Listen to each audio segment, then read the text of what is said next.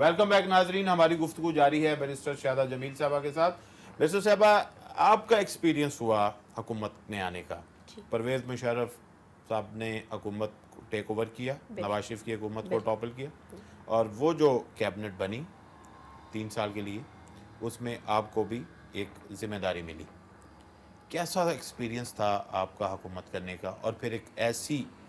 حکومت میں جو کہ جسے آپ جمہوری نہیں کہہ سکتے، جو کسی طرح کی مارشل لائی حکومت تھی، اور آپ کا ایک فیملی بیک گراؤنڈ کے ایک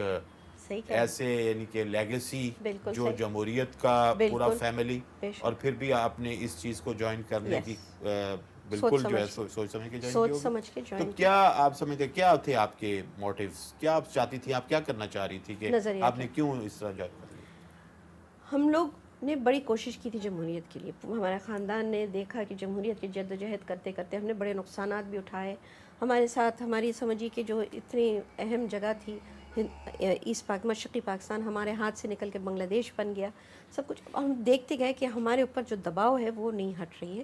لیکن ہماری جو آپس میں جو ہماری مینجمنٹ، ہماری ایڈمنسٹریشن، ہماری سیاستدان وہ اس چیز کو سنبھال نہیں پائے۔ سیاسی پارٹیز جو پہلے جو ان کی شکل تھی وہ بھی تبدیل ہو گئی، اب وہ انقلابی ہو گئے، جگہ جگہ آپ نے دیکھا کہ ان کے شاخیں بن گئیں، وہ شاخیں جو ہیں اب وہ پستول بھی لے کے چل رہے ہیں، وہ کلاشنکوفز بھی لے کے چل رہے ہیں۔ ایک عجیب سا ماحول ہمارے پاکستان میں بن گیا، جس کے اندر پہلی دفعہ ہم نے اسلحہ کو اٹھتے دیکھا۔ اب ہر ایک بہانہ بنا رہا تھا، اسلحے کے ساتھ پیسے کا استعمال جو تھا۔ سب سے پہلے میں اسلحہ پہ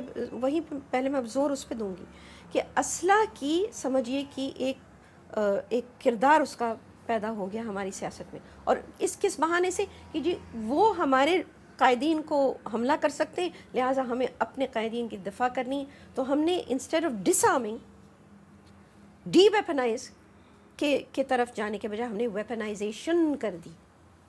اب آپ کی سیاست میں ویپنائزیشن آ گئی، باقاعدہ ایسے جلسے ہوئے جہاں پہ ہمیں نظر آتا تھا کہ کلاشنکوفز لے کے لوگ پھر رہے ہیں، یہ ایک عجیب انداز ہو گیا،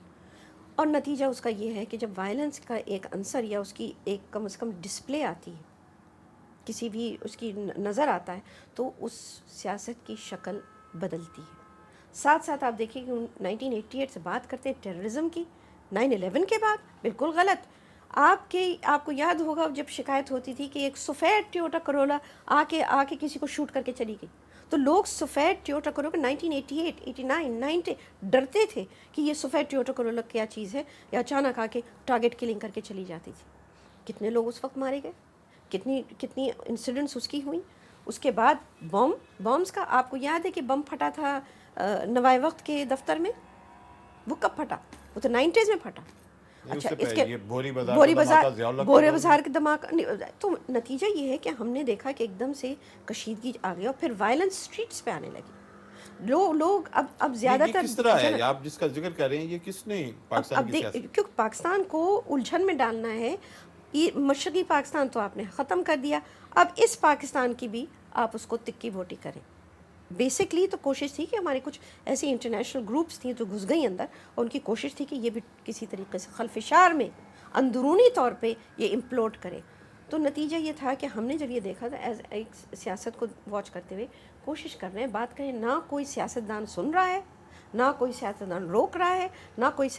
جب بھی حکومت میں آ رہے ہیں، مگر وہ چیز پنپتی چلی جا رہی ہے اور وہ بڑھتی چلی جا رہی ہے، اس کے اوپر جھنڈے بھی لہرا رہے ہیں، اس کے اوپر اس کو دکھایا جا رہا ہے۔ نتیجہ ہے کہ